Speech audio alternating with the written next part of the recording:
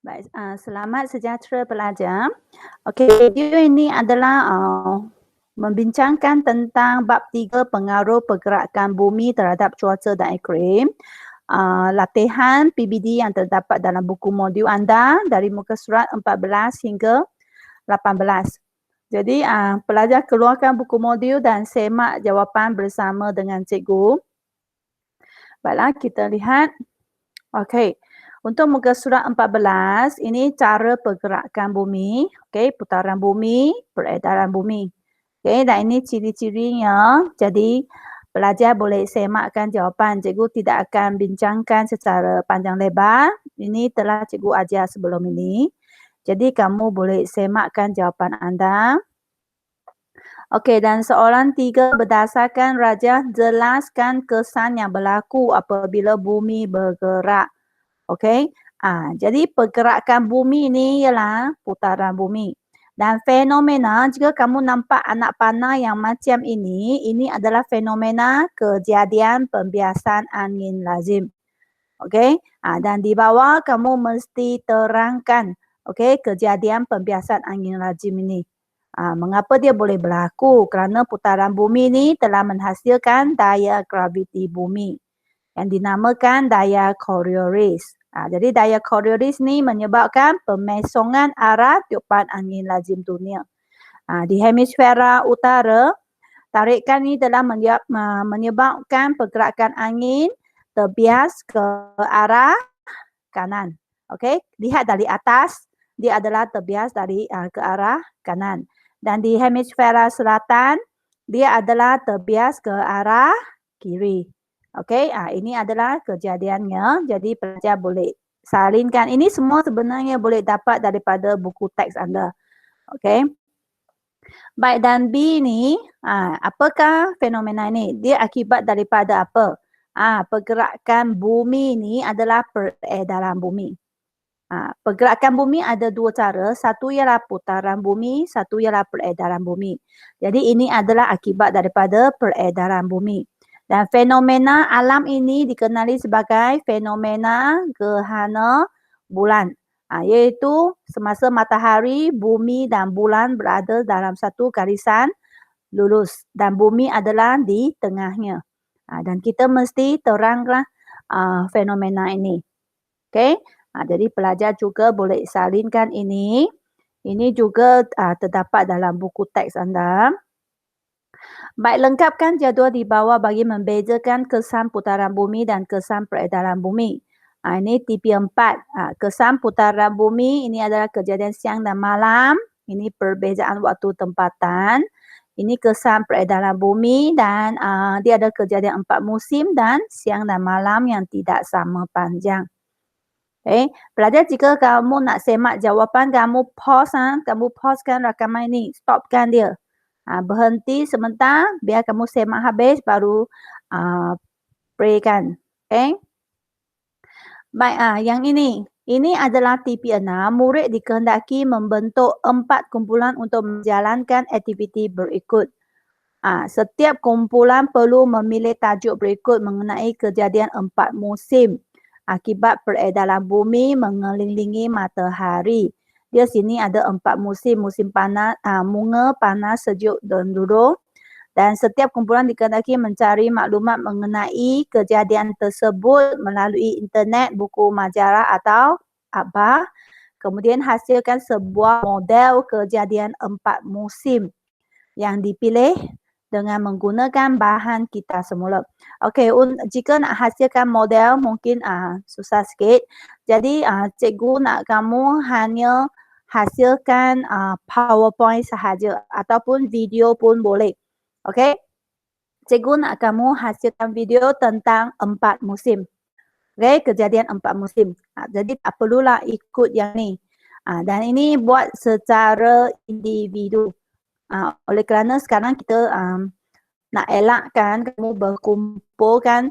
Jadi kamu buatlah secara individu. Okey, kamu hasilkan video. Okey, hasilkan video tentang kejadian 4 musim. Okey, lepas tu hantarlah kepada cikgu anda. Send kepada cikgu anda. Okey, Jadi ini TP6. Siapa yang ada buat, maka dia dapatlah menguasai TP6 ini. Baik.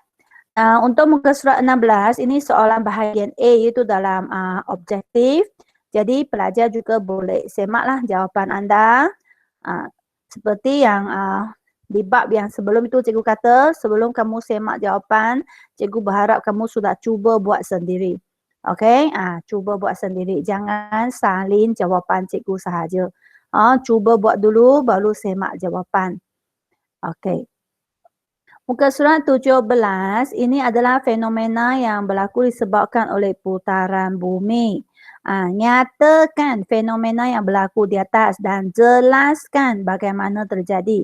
Maksudnya, kamu lihat soalannya ada dua bahagian. Satu, dia nak kamu nyatakan ini fenomena apa. Kamu lihat ada air pasang, ada air surut. Jadi, ialah fenomena pasang surut. Lepas tu dia nak kamu jelaskan bagaimana terjadi, macam mana fenomena pasang surut ini terjadi. Jadi kamu mesti terangkan dari mula hingga dia berlaku.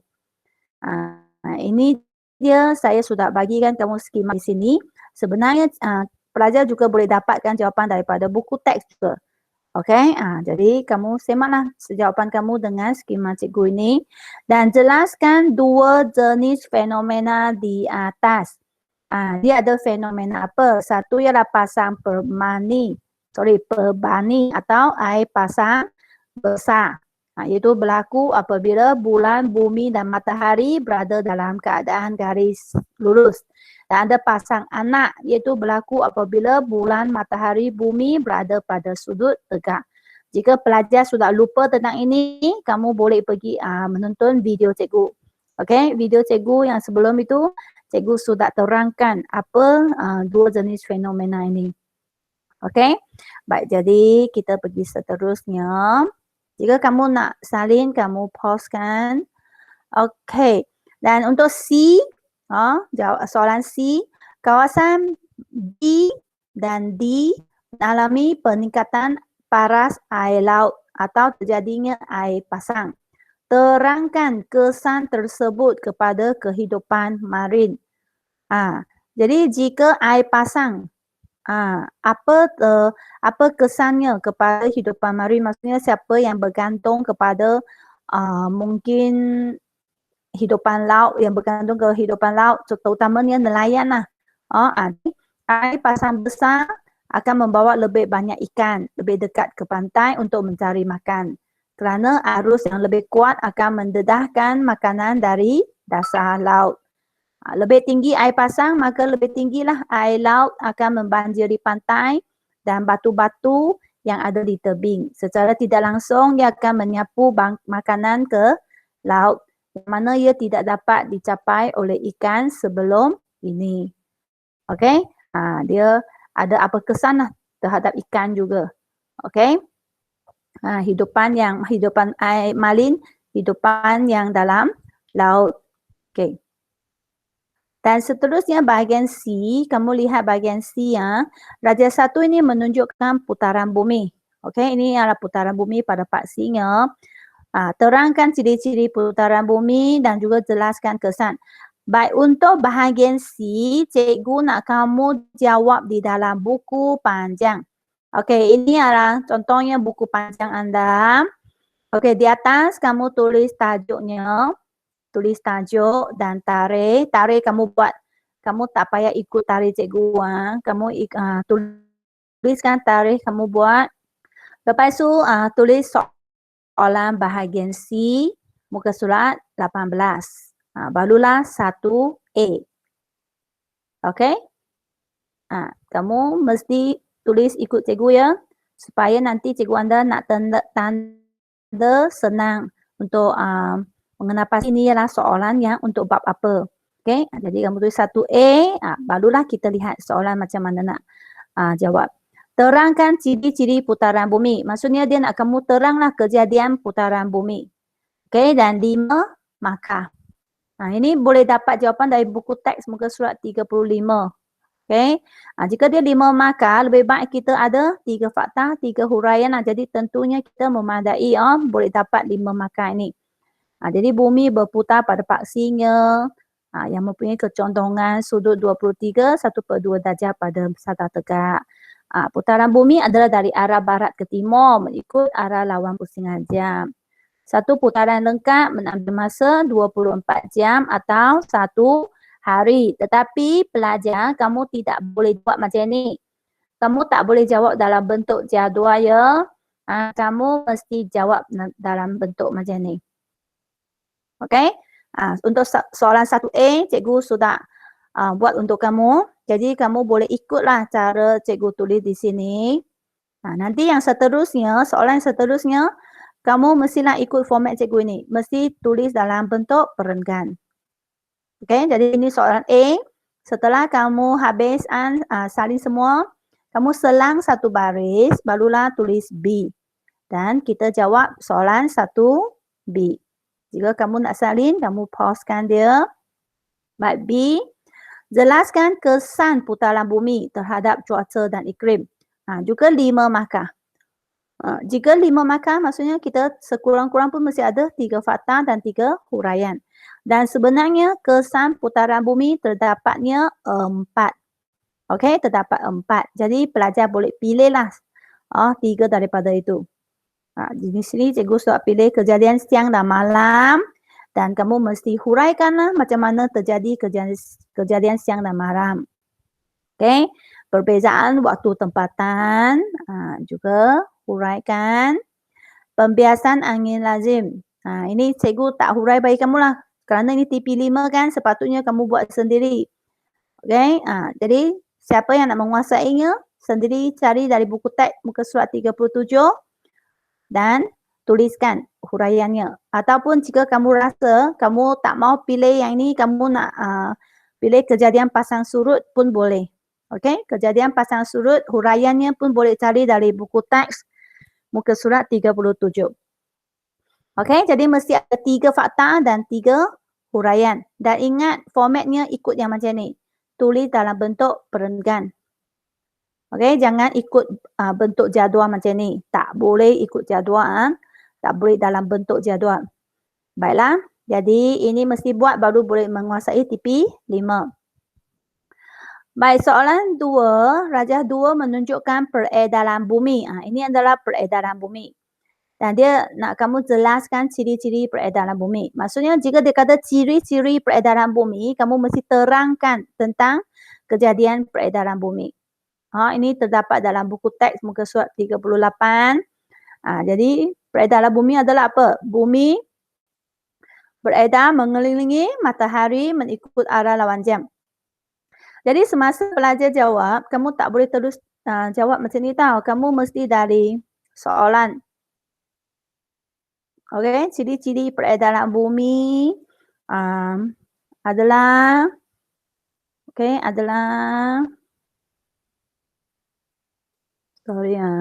tak elok tulisan. Okey, adalah bumi beredar mengelilingi matahari mengikut, ini jadi huruf kecil. Okey, mengikut arah lawan jam dan titik. Okey, satu peredaran lengkap mengambil masa macam ni. Okey, juga buat dalam bentuk perenggan. Jadi yang ni dia 4 markah. Cukuplah jika kita tulis macam ni, sudah boleh dapat 4 markah. Okey, dan untuk B, peredaran bumi mengelilingi matahari menyebabkan berlakunya kejadian 4 musim.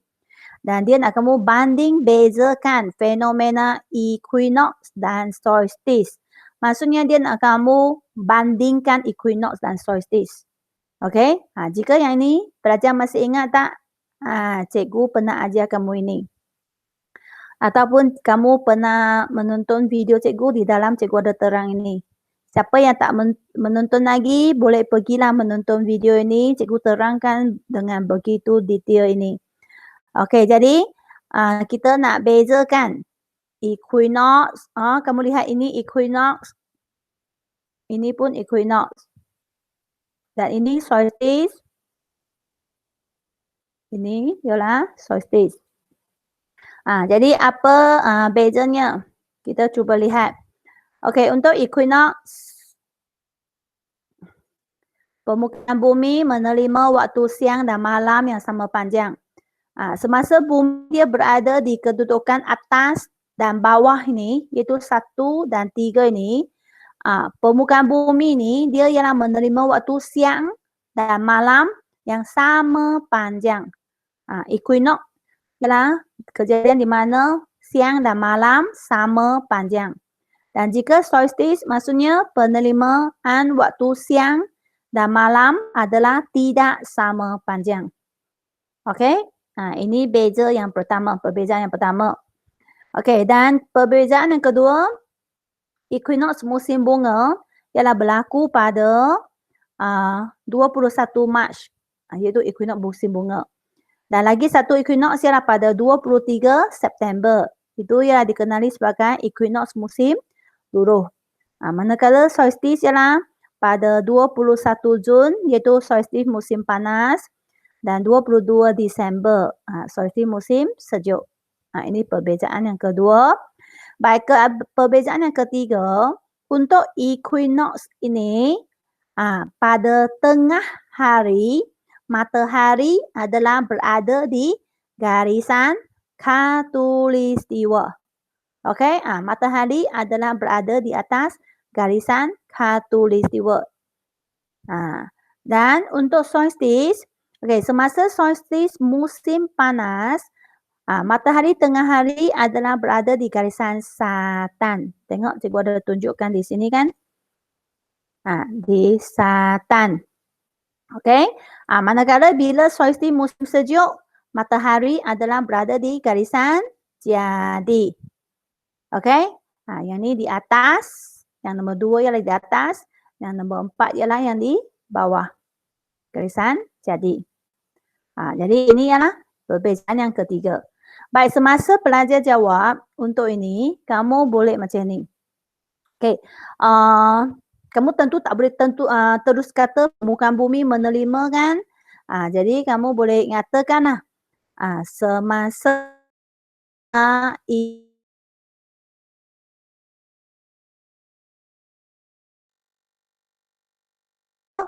equinox, okey, permukaan bumi menerima waktu siang dan malam yang sama panjang macam ni. Okey? Okey pelajar? Dan lepas tu sambung sini. Okey? Kerana dia nak banding beza kan? Kamu mesti bandingkan antara dua ni. Manakala semasa fenomena solstice, ini huruf kecil pula. Okey, penerimaan waktu siang dan malam macam ni. Salinkan semua ni. Okey? Jadi kita sudah buat satu perbandingan. Okey, lepas tu isi yang kedua. Sebelum berlaku, kamu boleh tambah. Fenomena equinox berlaku pada 21 Mac. Macam ni. Okey, dan sini tambah juga. Fenomena solstice berlaku pada, berlaku sudah huruf kecil lah. Okey, macam ni, habis. Perbandingan yang kedua. Okey, perbandingan yang ketiga. Kamu tambahkan lagi perkataan. Selain itu, matahari, huruf kecil lah. Matahari tengah hari adalah berada tegak di garisan khatulistiwa, tapi tak sebut tentang equinox kan? Tak boleh. Jadi, semasa fenomena equinox. Di garisan khatulistiwa semasa fenomena equinox. Barulah titik. Okey, dan manakala semasa solstice musim panas, baru salina semua ini. Dan habis. Okey, cikgu berharap kamu faham apa yang cikgu terangkan di sini. Baiklah, jadi sekian untuk bab 3. Jadi saya berharap pelajar boleh menyemak jawapan betul-betul dan belajar daripada itu cara menjawab soalan. Okey, sama ada bahagian A, B ataupun C. Jadi selamat menjawab. Cikgu berharap kamu habiskan semua latihan yang terdapat dalam buku modul kamu dari bab 1 hingga ke bab 4 sebelum kamu naik ke sekolah balik pada bulan April. Baiklah, kita jumpa lagi nanti.